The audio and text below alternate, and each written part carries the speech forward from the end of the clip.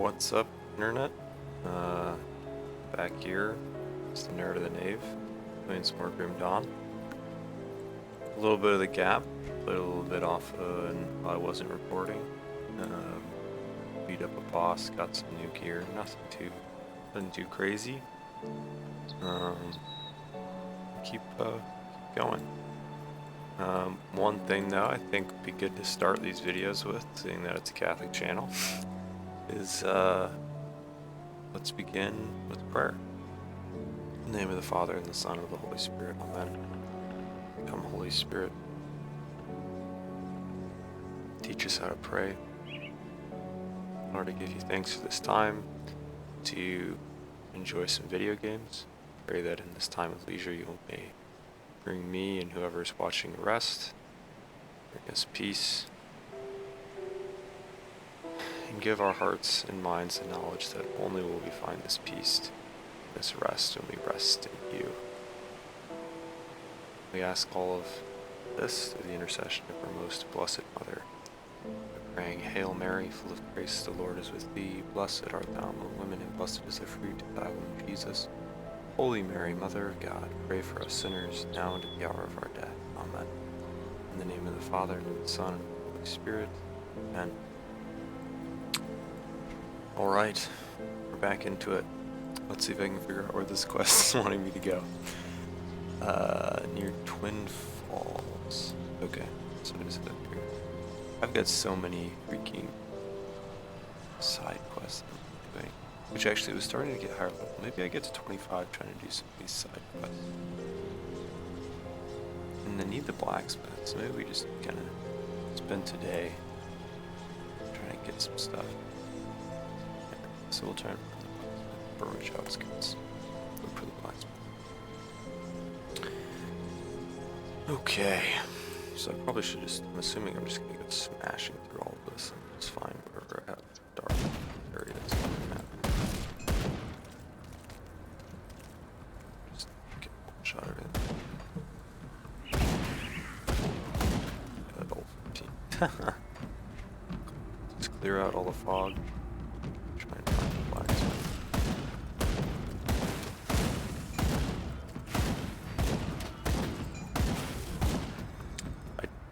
One thing I heard, I finally watched a guide online, like a beginner's guide.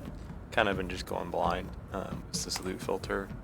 I'm gonna turn off common so I don't get spammed with as much loot. Obviously, I'm not selling and making as much money, but it's also, these things aren't worth very much. So I'll keep yellows up, but even this guy was like, yeah, you can kind of just filter once you're a little higher level, just the blues and the greens. Okay, so simplify it.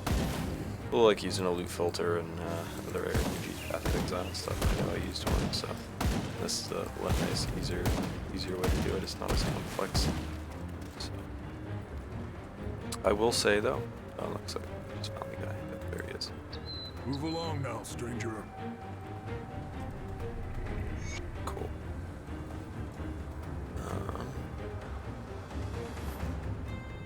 Okay, so let's pop back to town.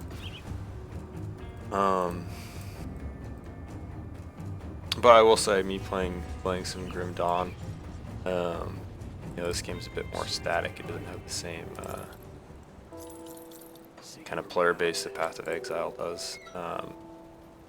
And I recently met a guy at work who is also a bit of a Path of Exile gamer. So I'm like, maybe I'll try it out again. Even though that game is just so complex, it feels like I need a degree to be able to play it. But I might give it another shot. Eventually, the main issue is it has its like life cycle with its leagues and stuff. So people really just, like, a ton of people play when the league starts and then they stop, and then your progress gets reset at the new league start. So I feel like you don't want to play when the new league start is, but it starts on. Oh, I looked. It starts on Good Friday, which already is gonna be one I've got work that day, and then I'll be trying to get mass and stuff, so I probably won't even start that day if I do play. But the main thing is my internet, because Path of Exile requires an internet connection.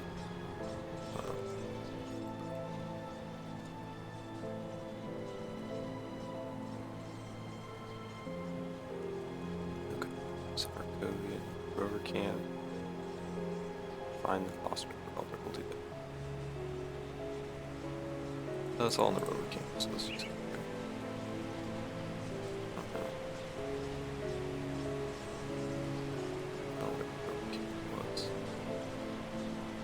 say all that.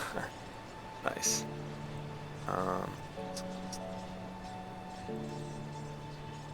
Oh, it said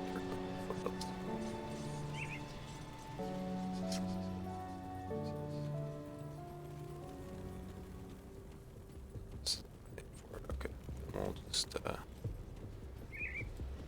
head over to the foothills one. So anyways, yeah, I've got a little bit of interest to maybe boot up Path of Exile again. See if that game is anything of what I'm. It's just thinking it's just such a complex game that having to learn it is a bit of a undertaking. But you know, I don't know. I've got the itch again. We'll see how long it lasts. And that's the crazy thing is I still feel like a complete noob in Path of Exile, and I have like 200 hours in the game. Like you put 200 hours of your life into a video game, and you still feel like you have no idea what you're doing. I'm like 100%. I have zero clue what I'm doing in Path of Exile, other than like I understand the base systems. Like I understand like this is the skill tree. These are like yeah, I can play an RPG like I'm doing this game, but like you know there's. I don't know, if you don't know Path of Exile, it's almost just fun. Just look it up, just so you can have an appreciation of like how complex the game is, because it is one of the most intensely complicated games I've seen. And there's a reason I say it feels like you need a degree to play it, because it's you open up that passive skill tree. And then they have all of the league mechanics stacking on top of each other that have just been added to the game over years. And it's like, okay, this is... And then you don't know like what's necessary, and the crafting system is just holy crap. But at the same time, I get kind of intrigued by the challenge of it. So.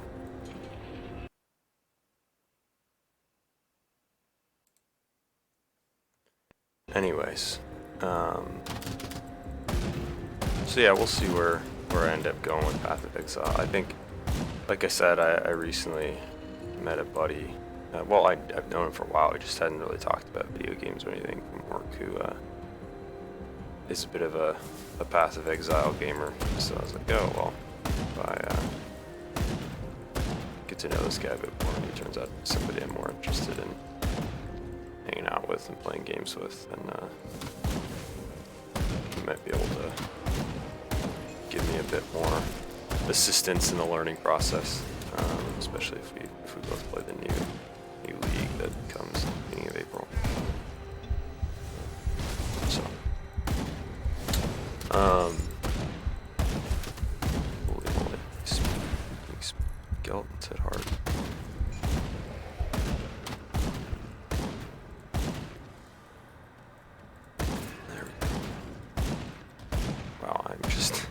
So if you see me like missing my shots, you're like, oh, it's a click to shoot game. Like, how are you missing?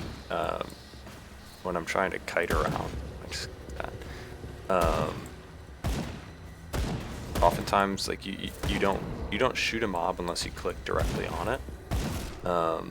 Otherwise, you just kind of move to where your cursor is. But you can, so if I'm clicking like this, I just move. But if I hold shift and click, I stand still and use my left click. So oftentimes I'm moving and hitting left or shift and then left clicking to shoot, which then gives me a chance to miss. But it makes it easier to kite. So it's kind of a give and take there.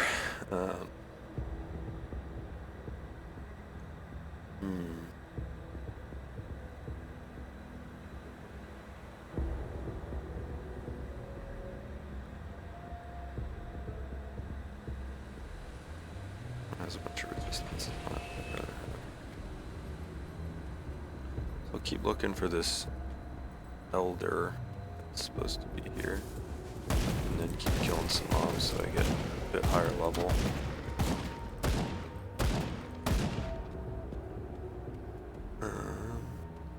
Okay, there's a star. So I assume that's the holder. If there's any other quests in this area for me. Oh, and the reason I didn't even, it's funny that I just went and got the blacksmith and didn't do anything with him, but there's, obviously blacksmith makes sense. He does a lot of the crafting stuff, and so if I ever want to do any of that, I need the blacksmith, so eventually I'll probably get to it. Okay, that's definitely elder or something. Clear up these skeletons and see what he needs.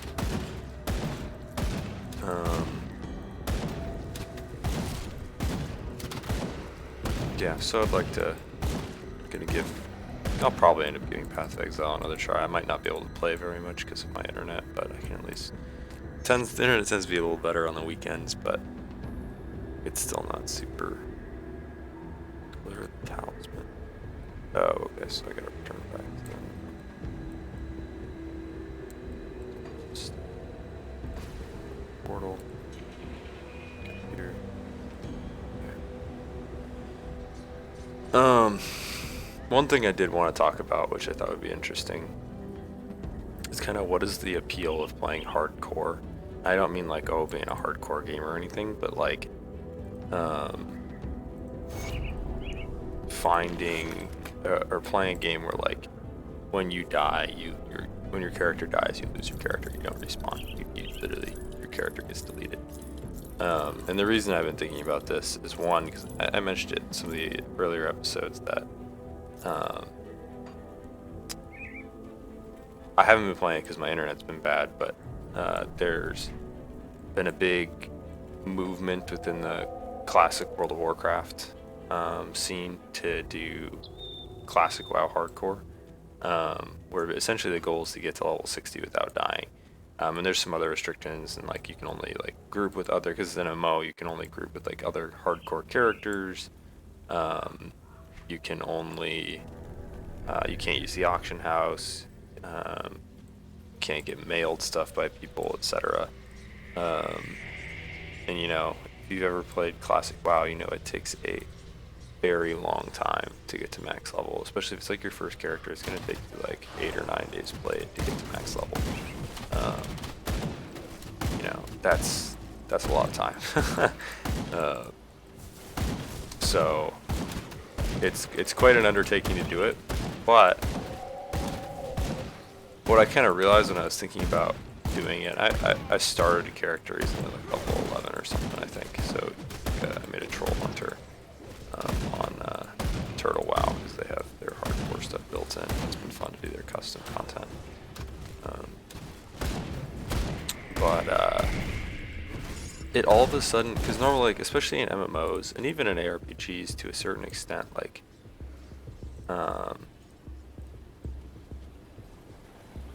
there's like,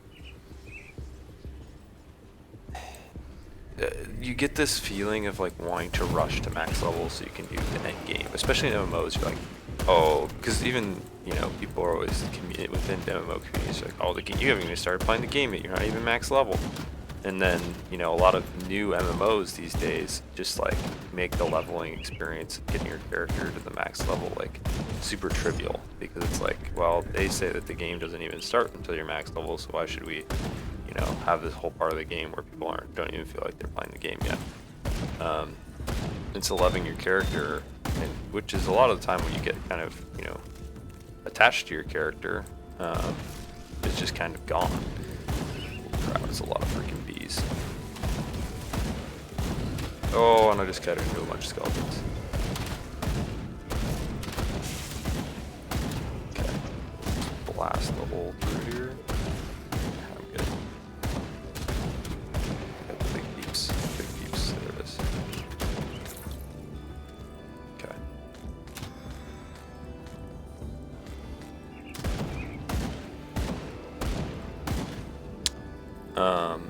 Yeah, it's like why developers obviously are then like, well, why would we even bother to do anything with our leveling process if people don't even feel like it's part of the game. They just want to rush to max level as fast as possible. And what hardcore has done, because that's I love classic WoW, but to be frank, I don't like raiding in WoW, and I really only like the PvP in WoW.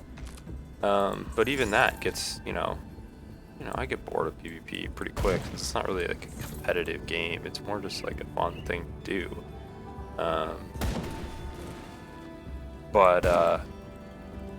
So it's like, then what's the point of me playing classic WoW? Like, I love playing it, and then I'd be like trying to optimize the speed to get to level 60 and what's not, so I could do end game. And then I'm like, well, I don't even want to do end game. Like, I don't like to raid because it's just it's super time consuming.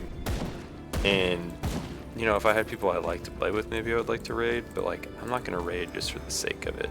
It's just not not what I'm interested in.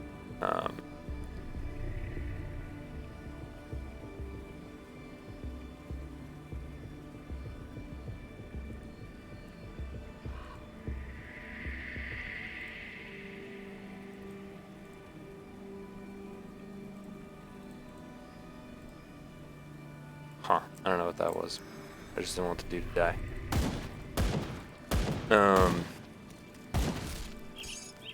So and now I think I was like just dead silent there, like, what's going on? So basically it kind of showed me, it's like, it takes so long to get to max level, and the real part that I'm enjoying, because I keep playing the game, is the actual leveling. The process of getting to max level and building your character, and the adventure feeling that comes, especially in the world of classic WoW, where it's just so massive, and like you start out as this like dude with some rags on his back and nothing to his name, and you gotta build yourself up from nothing to become this powerful adventurer. And there's something that's just cool about that, especially it's like so many games these days, you're like some like savior of the world type figure, and they're like, oh my gosh, we never could have done it without you. And it's like, class WoW, it's like, no, the game would have been fine without you. You're nothing special. It's just move on your way. And there's just something cooler about being a part of the world in that way, in my opinion. And so I think what hardcore has done, at least for me and for a lot of other people, is that all of a sudden the leveling experience in WoW, it's like the whole game, and it's more, you play it in a different way, because you're like, okay, I need to I need a profession that's going to give me things to help me survive. So like, okay, I guess I'll go herbalism and alchemy, but I can make potions for myself that'll help me live longer, or give me like health potions, or different potions to like buff my stats and stuff, which you would normally never bother with if you were leveling up in classic WoW. Most of the time, if I was leveling a character, I'd take herbalism and alchemy so that I could just gather the most stuff and sell it for the most money later. But in hardcore, that doesn't even matter. So it's been fun in that regard, and I think the challenge of it too is cool, because obviously classic WoW leveling can be, it's pretty slow, and oftentimes there's not enough quests to even do stuff, so you're just literally grinding mobs and watching your experience bar go up very slowly. Holy crap, these guys do some damage. And since I've played the game enough, that's one thing. And that's the next thing I want to touch on about hardcore is it requires a certain level of base knowledge about the game to be able to do it, because otherwise you're just going to die and have no idea why, and no idea how you could have prevented it, and you're just going to be super angry. Obviously you can still be frustrated losing a hardcore character if it's from something stupid that you didn't see coming or whatever, but Yeah, so that's kind of maybe me trying to explain the appeal of hardcore. And I've been thinking about it like Grim Dawn or other ARPGs really did it first, like Diablo and stuff. You can make a hardcore character that dies, or that you lose your character if you die. Obviously, the thing for me is one, I've never known an ARPG well enough. Like the closest one would have been Diablo 3, where I maybe could have made a hardcore character, but even that game, I don't feel like I knew the mechanics well enough at the end of the game to like trust myself playing a hardcore character. Because in classic WoW, at least, like you never really get one shot unless you're really doing something wrong. Whereas in an ARPG, like you can get one shot pretty easy. Obviously in this I'm never really getting one shot, but I'm not also playing on that far of a difficulty and I'm not that far in the game. I don't know what Grim Dawn is like later. Yeah, that's why I've never really played hardcore in an ARPG. It's like, just like, because I see clips of people die and I'm like, you literally just got one-shotted and I have no idea why you got one-shotted.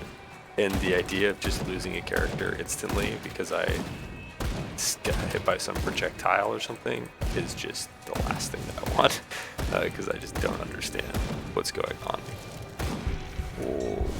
Oh, what? I was hitting tab and not my health potion key. That's awkward. Okay, let's get my corpse back.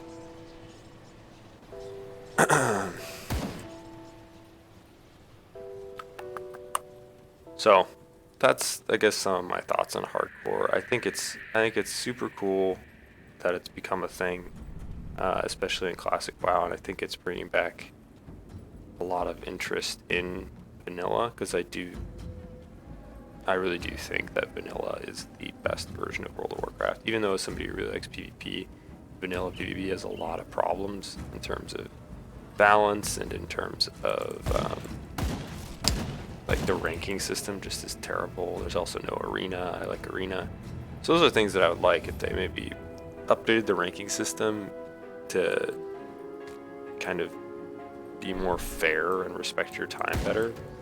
I think that would be good. And then if they added arena to classic WoW. Obviously now I'm starting to get into like the vanilla plus. Vanilla plus type of discussion, and maybe I'm getting too far gone for people watching this video who don't know WoW at all. Well, I definitely am if you don't know WoW at all. But blueprints, blueprint. Oh yeah.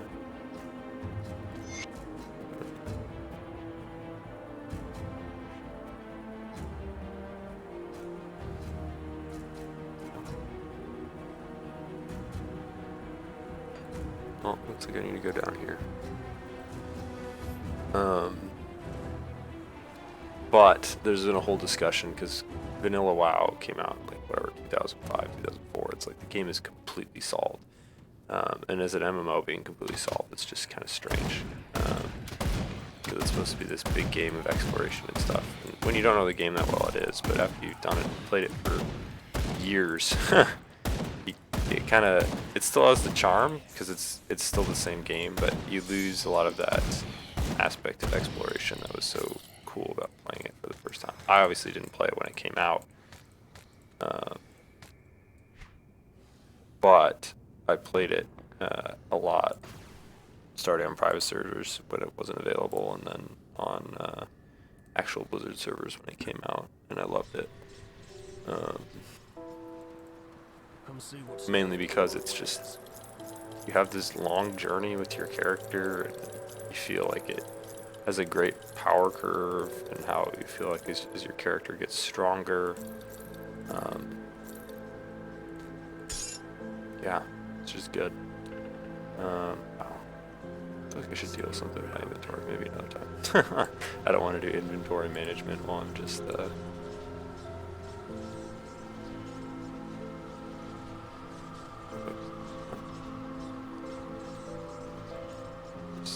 I thought I was.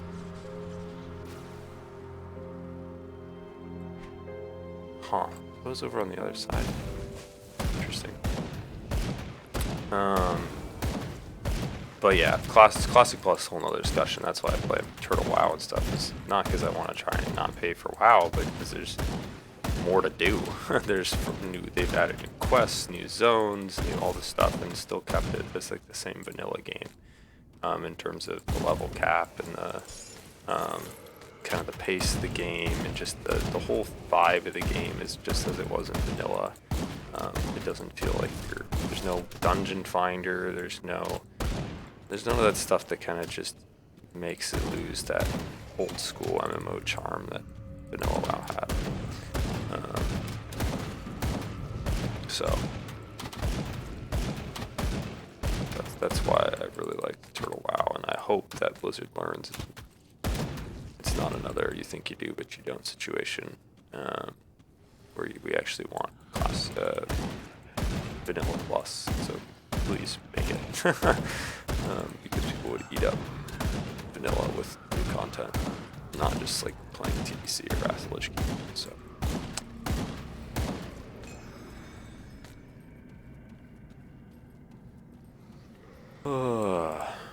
Well, we keep exploring through this cavern. Undead. Let's see where it goes.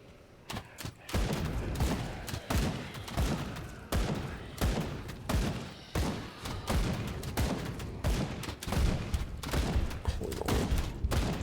These skeleton archers deal a lot of damage. Oh my. Okay, I needed to pop a health potion.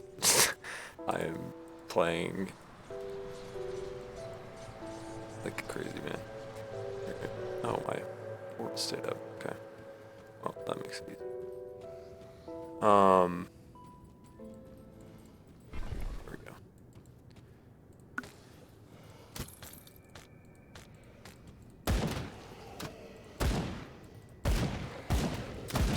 Troops.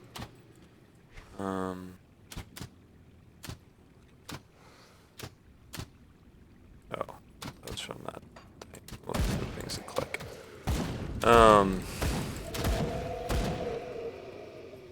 Now, one of the other things that I wanted to talk about, I was definitely thinking about hardcore.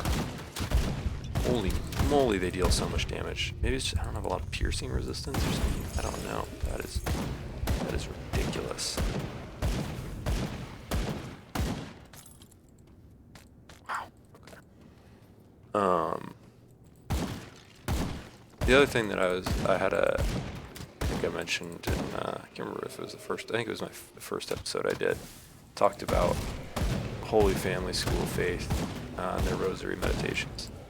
And yesterday morning, they had a meditation on greed, which was really, it's really good for me to meditate and think about, because never I mean, vaguely I can remember maybe one or two times where I noticed greed in my life and actually went to confession and confessed greed. But it's not something you really think about because we're so focused on, well, one, we live in a very materialistic society, and we live in America where there's just like, it's just been built into us that, oh, I need to get a good job. What does a good job mean? A good job is a job that makes the most money that I can, and that I can live comfortably for whatever that means. And like, we're always thinking about how can I save more money? How can I invest my money better to make more money without having to do more work? And like, how can I, do all these things? And obviously, to a certain degree, it's important to be a good steward of your money, in terms of, one, giving your money, but also like not just spending your money recklessly, so that you do have money to spend and you're not being frivolous and putting yourself in a bad financial situation. But it really, listening to this meditation really opened my eyes to the fact that, like, yes, while it is important, like I said, don't use your money poorly and make sure to save and all of those things. We get so hyper fixed on that's like, I mean, it's quite literally that money becomes a god. And obviously, I say we, but I'm speaking in my own experience that I was raised incredibly frugally. I'm not from like a poor family, from like a middle class or maybe even upper middle class family. Depends on kind of where you're from and what that would look like. Wow, this guy's strong. But I just have always like, oh, I gotta save money. I gotta save money. Like I can't. Like it's just always been. It's always something I'm thinking about. And often, like sometimes I'm like, oh, I don't want to do this thing because it costs too much money. And obviously, there's gotta be responsible and all these things. But when I'm just always like that, and this isn't even me trying to say like, oh, I just need to be more of a free bird and just go spend money willy-nilly. It's like, no.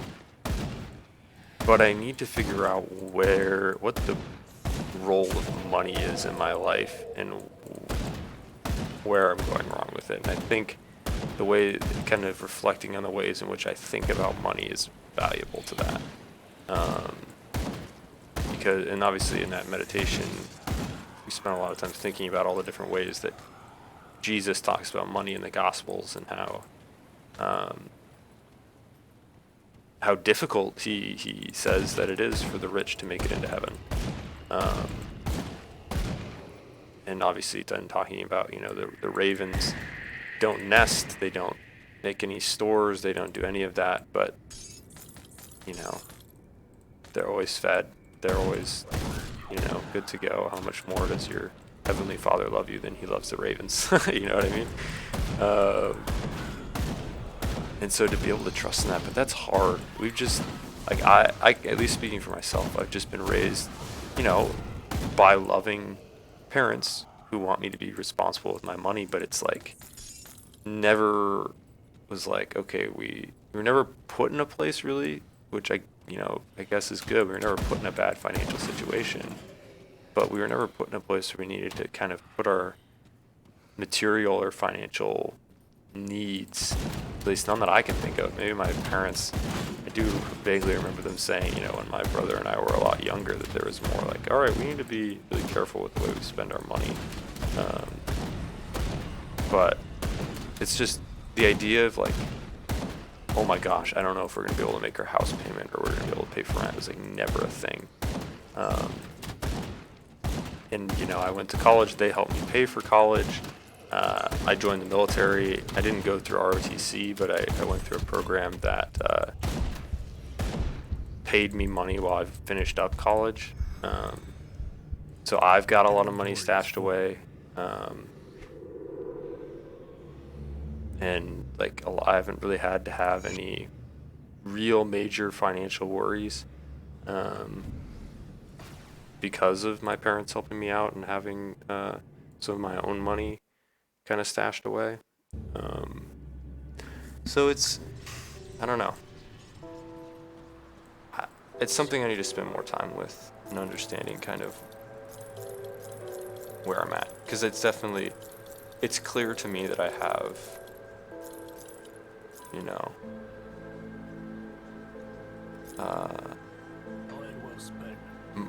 I'm more attached to money than I should be. And should be meaning I'm more attached to money than is healthy for my soul. I think I can say that. Now one thing I wanted to test here before we dive back into this conversation about money is I was reading about these things that I've just been holding on to because I was like, oh, maybe I'll use them later. Is these components you can put on items to help them, because you get so many, they're just like, use them. I was like, okay. So like for example, I just picked up this emerald, which gives 8 physique, 8 cunning, 8 spirit, which is like a whole level worth of stats, pretty sure. So put them in stuff. Why not? Let's put that on that guy. Boom. Put it on it. Boom. Get some more stats. Cool. So, and like I said, just kind of talking through this makes you realize I still don't really understand where the wrong is. I mean, a big part of it is I need to give alms. And to be quite frank, I'm not giving 10% of my income, which is what we're all asked to give by the church. And unfortunately, I don't think many people give it. I intend to do it as soon as I am financially stable enough. Like I said, I have some money saved away, but I can't start giving that kind of money yet because I'm still, let's just say, the Navy doesn't like to handle pay stuff very well. So I'm still lacking a lot of money from the Navy, and so and maybe this does point to that greed, but I'm waiting till I've been paid back all the stuff that the Navy owes me. At this point, it's racking into the tens of thousands of dollars. So I'm like, all right, I'll wait for that to be done, and then once can actually look at my income and know how much I'm really making, and not have these outstanding chunks, large sums of money that I'm owed, then I'll actually go and start making that full donation of 10% of my income. And give till it stings. That's what Teresa said to do. So I think that's a starting point. Okay, some quest. There's a portal, so I think I'm going the right way. Broken Hills.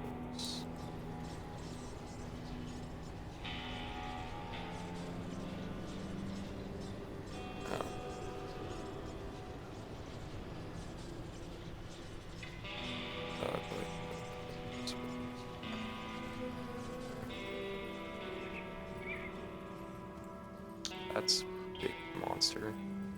Level 28. I don't know, maybe I should go back and do some more grinding some of these other areas, do some side quests to get the level up. Birdman.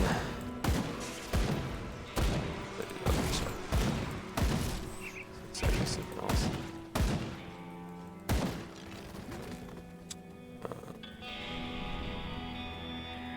Man, I like the sound design of this game. It's cool. This guitar going here out in the mountains, desertish mountains. It's pretty good. I like it. I don't know how well it comes through on the video. I think it came through pretty well in the past episodes, so these things are.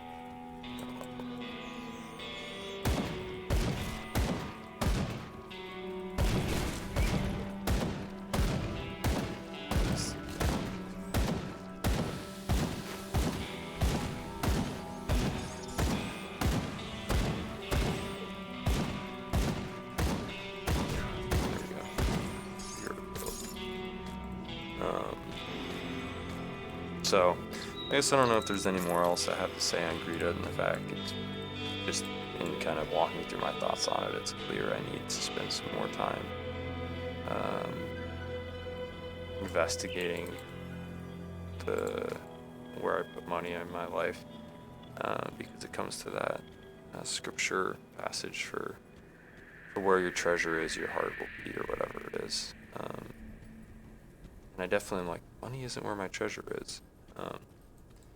But I do think it's kind of masked by the way I'm raised, the way our culture is, how I treat people. So I guess I invite you, if maybe me through talking this has kind of made you think about greed, where you're putting money in your own life. I invite you to think about that.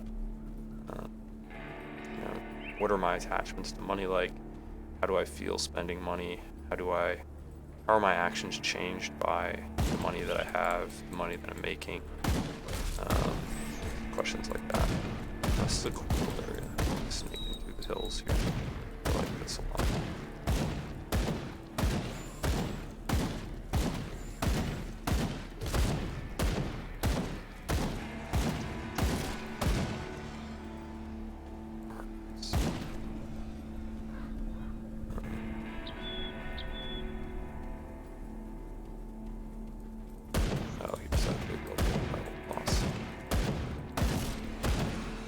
Now, one of the, I don't know how much people watch it. I feel like it's pretty common amongst gamers who play competitive games of the kind that if you play a competitive game with an esports scene, you follow the esports scene. So, you know, I played StarCraft pretty competitively for a while. Now I don't even really play StarCraft, but I still follow StarCraft esports. Both Brood War and StarCraft 2, and I never even played Brood War. I just like to watch it.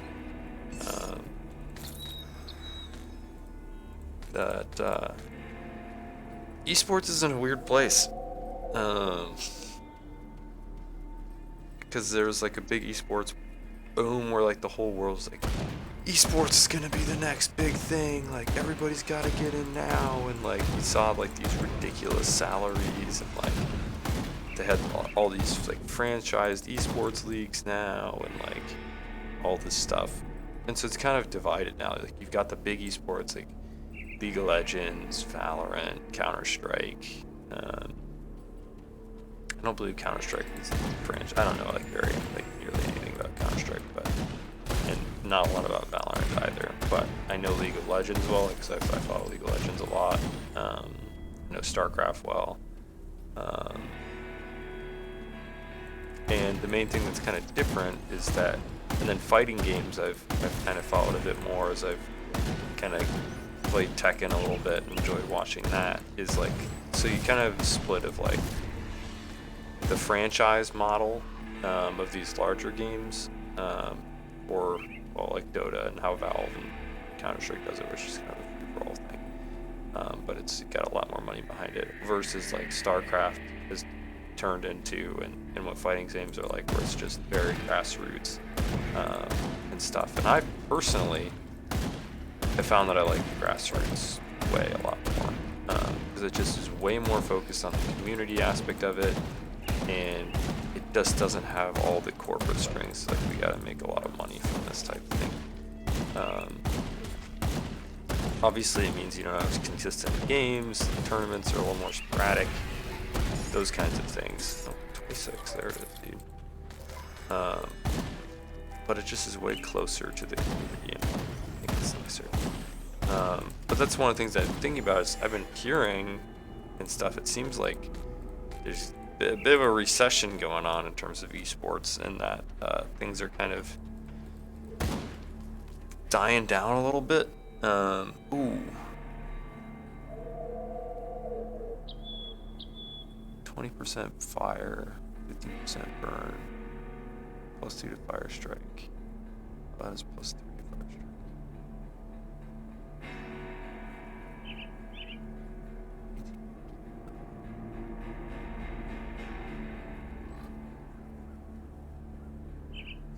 I'll hang on to that. That is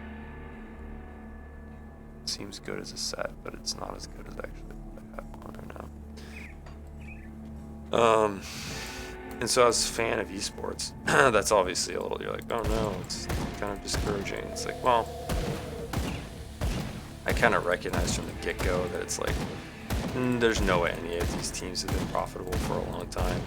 And when you look at companies in Korea where esports started, it's like, it was an advertising thing from the beginning. Like, you had like SK Telecom and KT Rolster and Generic Green Wings, and you know, these teams that are backed by in case of Generic Green Wings, airplane company, whatever you call that. That's definitely not what the actual word would be. Or these telecom companies in Korea and stuff. And so their esports really was like more of a passion thing, and they used it for largely advertising purposes. But now, and it still kind of is that way in Korea, but like there's a lot of teams that, and especially West, which Gen G, which is a big team in Korea, is actually a Western team. They just bought up a spot in Korea and then have been hiring Korean players, obviously. It's proving to just not be very profitable. And a lot of these teams that were formed purely without a lot of the, like they either got a lot of capital from investments and said that they were going to make money and now really aren't, are having to really dial back the amount of money that they're spending on players. And it's been weird, especially in the League of Legends, because like TSM, which is one of the most popular, they're in a lot of esports now, but forget about they're one of the most successful League of Legends teams ever in North America, and now they like a middle of the pack team at best, most splits, because they just have like no money to spend anymore. It's like, that's kind of crazy. So I don't know. I think esports is an interesting spot. I still love. I never was a huge traditional sports fan. I grew up playing baseball for a few years, like 5 or 6 years. And so I still like. I can enjoy watch baseball. I think basketball is fun to watch. Football, I just never really cared for football. Like I'll watch it if other people are, but I've never really been a big fan myself. Never like on my own volition, you know, go watch football. But I've always been, maybe it's just I am a gamer, so I've just always been captivated by esports.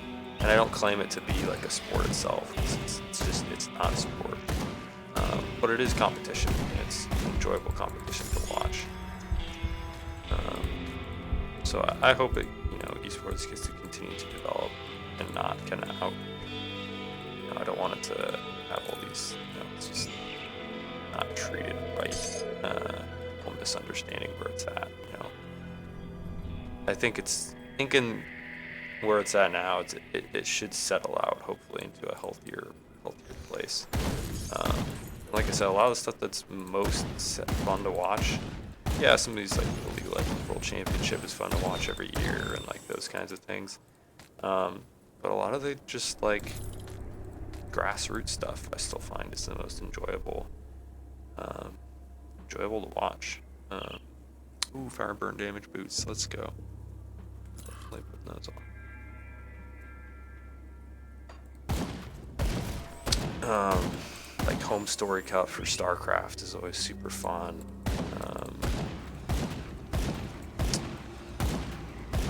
You know, I'm definitely gonna watch some more of these fighting game tournaments and stuff because I've really been fascinated by Tekken. I think it's just such a cool game. It's 3D fighting and it's so fast and it's been out for so long. Like I still don't really understand it, but like anybody can really understand a fighting game even if they don't like get all the ins and outs because it's just there's 2 health bars, people beat the crap out of each other. Like it's very obvious what's happening, whereas like League of Legends and other MOBAs, like you need to know the game really well to really understand like those abilities flying everywhere. You don't know what any of them do, those kinds of things. Like I find it cool, like the spectacle of watching Dota, but I have like no idea what's going on, so I pretty quickly lose interest in watching, just because it's no idea what's going on. Oh boy, big heartbeat.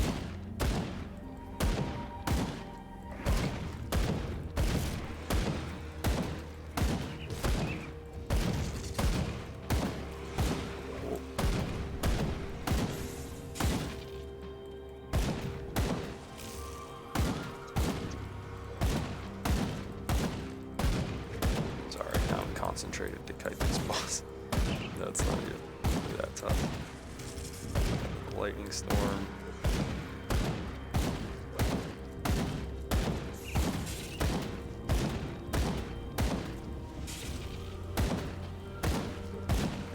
One thing I am interested in, I watch both. I watch both single player and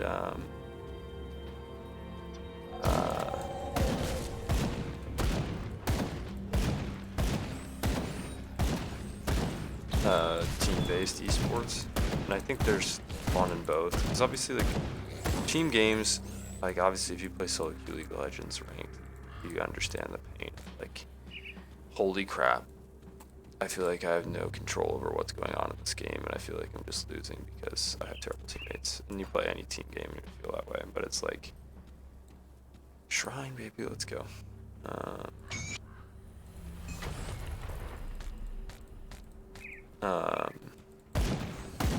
Whereas single player games, it can be painful to lose, but at least you know it's all your fault and you just are worse than the other person. You just keep going, especially when it's a game. Hearthstone, you can live it unlocked, but like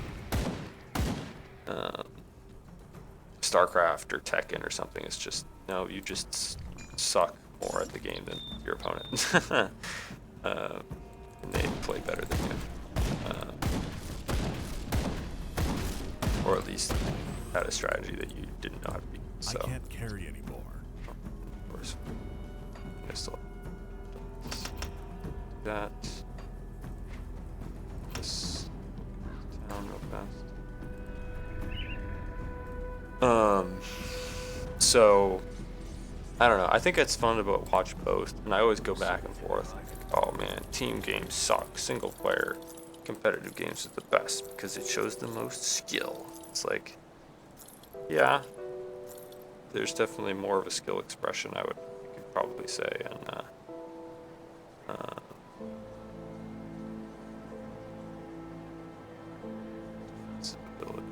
nice.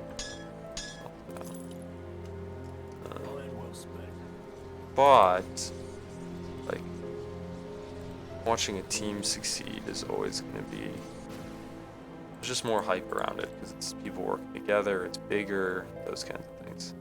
So I think it's worthwhile to consider all of it. Watch your back. Trust no. I was looking at this person.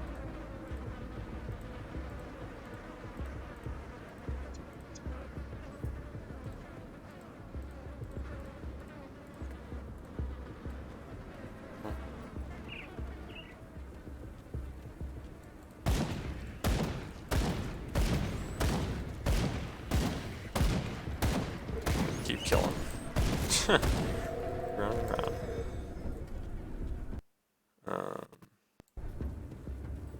So I don't know. Maybe there's not too much to think about there, but I think it's interesting to consider and play both. I think it's healthy to play both. I mean, you'll find, I think, and it's gonna happen on this channel, like I already talked about. Got this itch to try and learn Path of Exile. Obviously, it's tough with my internet connection right now, so I don't know how much I'll play it, but I like a lot of different games. And oftentimes it's frustrating because I'm like, I just suck at all these games because I just can't stick with one at a time. It's not even that I get, sometimes obviously you do get burned out, but like a lot of times it's not that I get burned out, I just find all of them interesting, and so I want to play them all, but there's just not enough hours in the day for me to play them all. As much as I would like to. So I would love to play, you know, ranked League of Legends and Tekken and StarCraft and 3D Path of Exile and Classic WoW and do Arena and Retail WoW. Like it's just the list goes on and on. It's like, well, you know, I can either commit myself to one of these and perpetually be like, oh man, I wish I could be playing this game, but I want to be good at this one. Or I can just play them all and not be good at any of them, which is kind of what I've done. And I think as I've gotten older, like I used to have a very much the mindset of like, why would I do, like, how do you have fun at something if you're not good at it? And I think as I've gotten older, I've realized that, no, you can have plenty of fun doing stuff that you suck at, and it's actually a lot healthier to get to a point where you can enjoy yourself when you're bad at things. And so just like, and that's part why I had to come back to hardcore classic and stuff. It's like, you know, if you're gonna raid and like do the hard content and stuff in World of Warcraft, like you need a ton of time. But, you know, you can play hardcore classic WoW from level 1, and the game itself is the leveling. It's like, yeah, your goal is to get to 60, but like the game itself is the leveling. Like, you don't need to be like, oh, the game doesn't start until this time or whatever. You just play the game, have fun. If you only make it to level 20, your character dies, or you just make it to level 20 and you're on to the next thing. Well, the game's relaxing, it's fun, it can be challenging. Like, I don't know. I think it's a really good balance of stuff. So, it's like a weird druid man. Oh, I don't like that. Well, I can just stand still and tank this probably. We'll see. Can't do that yet. Oh no. Okay. Okay, heal up.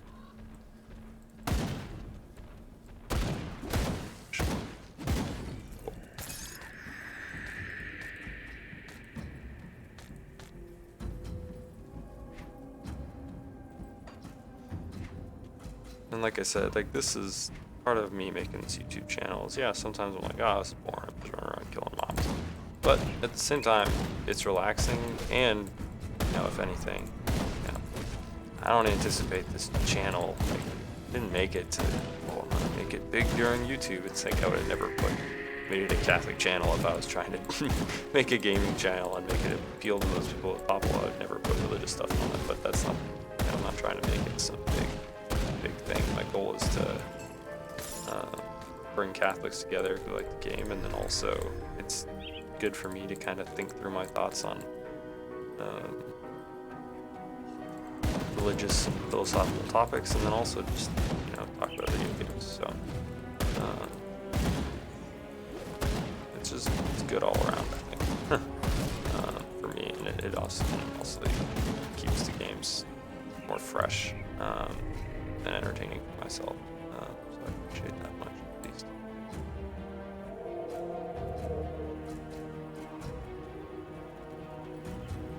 Alright, here's another portal. Oh, it's a Smuggler's Pass.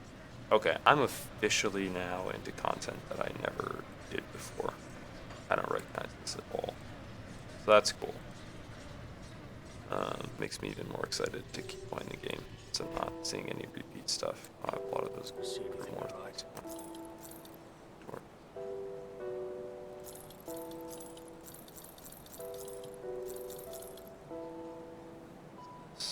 All damage, energy, offensive ability.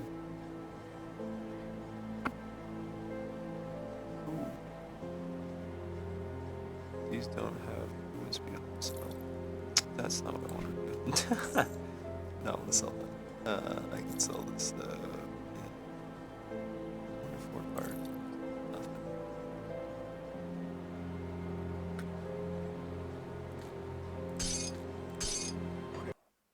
That's not what I want to do. Let's put this Orc of the Traveler on my boots. Cool.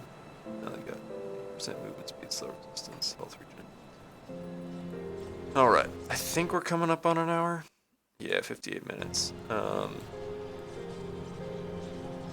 Let's run in and turn these quests in, and then I'll probably wrap up the video here.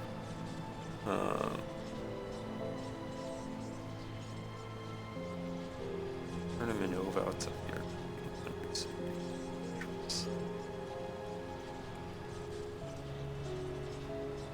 Entrance. This portal is so far away, so I don't remember really where the Urkovian Undercity entrance was. Oh yeah, it's this way. Well, we'll find it. And everyone this way.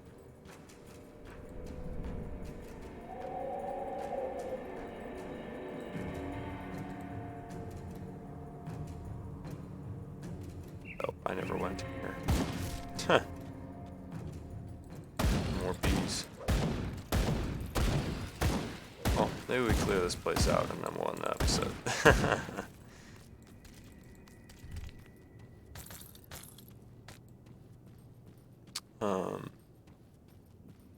Yeah, so I think Grim Dawn's been really fun. I do think I'm probably gonna download Path of Exile, see see how it functions with my internet, and if it's, you know, not functional at all, which I don't. Honestly, it probably won't be. I'm just hopeful because I like want to try it. But that'll be still a couple weeks. Well, when is Good Friday? April 7th. So it's like a week before that's gonna come out. So I won't even bother thinking about that for a little while. So I'm gonna keep playing some Grim Dawn, putting out Grim Dawn episodes.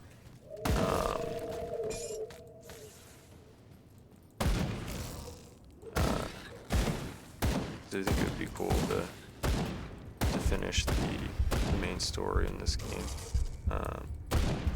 Let's see if I want to do more, because it seems like basically you finish all the acts, which I'm still not even sure if I've finished an act yet. I've killed 2 bosses now, like big bosses. I killed the one while I wasn't recording because I didn't realize how close I was to him.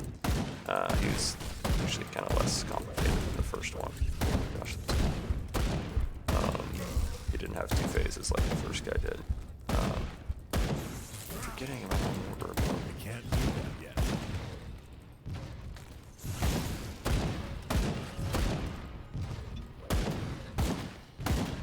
Still, it's gonna have full 29. Ooh, there we go. Lots of royal jelly. Ooh, I just saw a green gun. Green gun. That's big damage increase, baby. That's what we like to see. Alright, now it was worth to come in the Swarming Hive, even though I don't like killing these damn wasps. Big upgrades. Absolutely massive. I don't even recall what I was talking about now. Oh yeah, Path of Exile stuff. So yeah, I'll probably gonna give it a go. But I definitely I think this is a 1 because my internet's terrible. But 2, Grim Dawn's fun. It's just like a really solid ARPG. That's and it like I said, they do. I think I read that they do a seasons thing. Like communities kind of put on a season,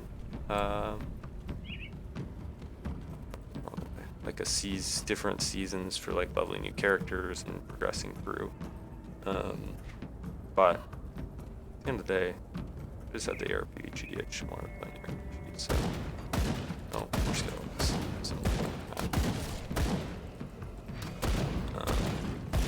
It's doing that pretty well, I would say. Keep forgetting to use my mortar turret. Take out some of these guys. Finally got some more points in it, so it's doing a lot more damage.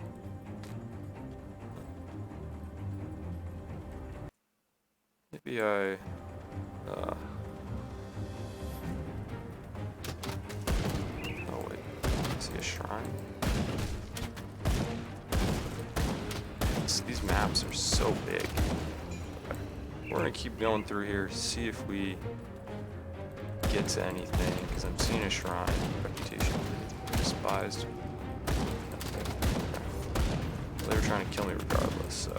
I read though that if you get like certain, it's an infinite new shrine. If you get to certain like levels of hated by these other like enemy factions, they'll like start spawning as like nemesis bosses, so you have more options for loot, which is always good. It's an RPG, you want loot. Dead horse.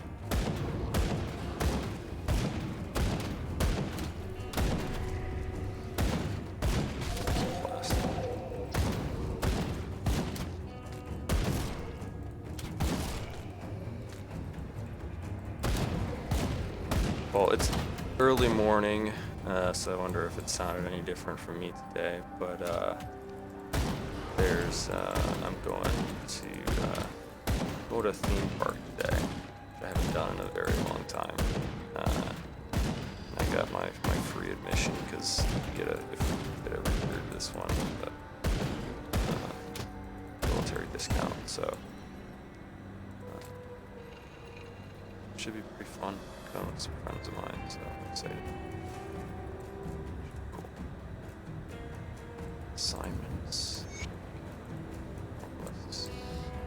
Just want that shrine. Alright, I'm gonna keep going on forever at this point, so we'll end it here. If you made it this far, I'm always gonna say this.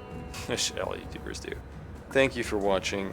Thank you for listening to the musings of a tired Catholic guy playing a game that's kind of faded into the realms of forgottenness, but it's still very good.